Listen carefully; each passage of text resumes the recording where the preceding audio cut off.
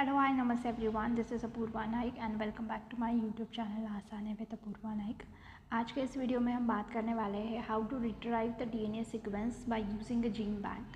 सो gene bank से DNA sequence retrieve करने के लिए पहले गूगल पे जाके हमें NCBI टाइप करना है, that is the National Center for Biotechnology information.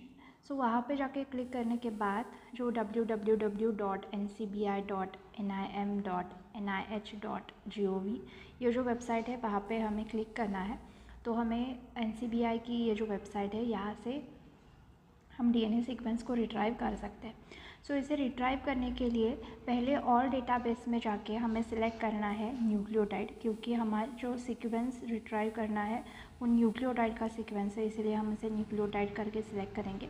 उसके बाद सर्च बॉक्स में जाके हमें जिस भी डीएनए सीक्वेंस जो भी डीएनए सीक्वेंस हमें रिक्वायर्ड है उसका अगर हम एक्सेशन नंबर हमें पता है तो हम एक्सेशन नंबर वहाँ पे डाल सकते हैं। और हमें अगर हमारे प्रोटीन का नाम हमें पता है तो वो प्रोटीन का नाम हम यहाँ पे डाल सकते हैं जिसका डीएनए सीक्वेंस हमें रिट्राइव करना है। सो यहाँ पे एक एक्सेशन नंबर है जिसका डीएनए सीक्वेंस मुझे क्या करना है, डाउनलोड करना है। सो इसीलिए ये एक्सेशन नंबर मैं यहाँ पे डाल के सर्च बटन को क्लिक करूँगी। सो सर्च पे क्लिक करने के बाद ये जो सीक्वेंस है that is a Homo sapien isolated A7 beta globin, that is haemoglobin का जो बीटा सब यूनिट जीन है इसका ये पर्टिकुलर सीक्वेंस है। सो अगर हम देखें तो यहाँ पे इंफॉर्मेशन दी गई है, दैट इज़ यहाँ पे जो दिया गया है ये जो है वो एक्सेशन नंबर है, that is unique identity to the each sequences, right. So वो जो है that is accession number. Locus में वही एक्सेशन नंबर हमें दिया जाता है। ये सीक्वेंस जो है वो है 565 बेस पेयर का डीएनए सीक्वेंस है और लीनियर सीक्वेंस यहाँ पे दिया गया है। ये जो सीक्वेंस है वो कब डेटाबेस में डाला गया है तो ये सीक्वेंस है 21 फेब 2022 में पर्टिकुलरली डेटाबेस में सबमिट किया गया था। यहाँ पर अगर हम देखें तो डेफिनेशन में वही नाम जो है या सीक्वेंस का वो दिया जाता है। उसके बाद एक्सेशन नंबर, उसके बाद जो सोर्स है जहाँ से ये सीक्वेंस लिया गया है that is a Homo sapien, that is a human.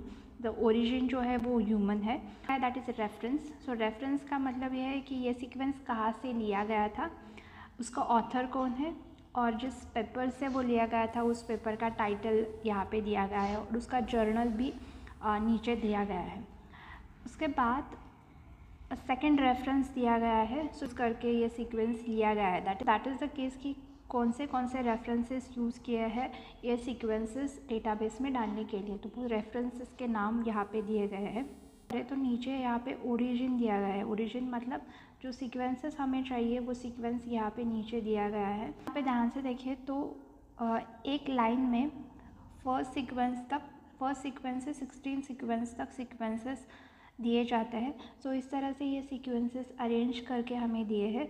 ये जो पर्टिकुलर सीक्वेंस 565 बेस पेयर का सीक्वेंस है, सीक्वेंस को हमें किसी भी दूसरी चीज़ के लिए यूज़ करना है तो पहले हम क्या करेंगे, इसको सिलेक्ट करेंगे और सिलेक्ट करके हम हमारे पास वर्ड में हम इसे कॉपी कर सकते हैं या फिर किसी भी नोटपैड पे हम इसे कॉपी करके रख सकते हैं तो हम इसको आगे किसी भी सीक्वेंस में यूज़ कर सकें।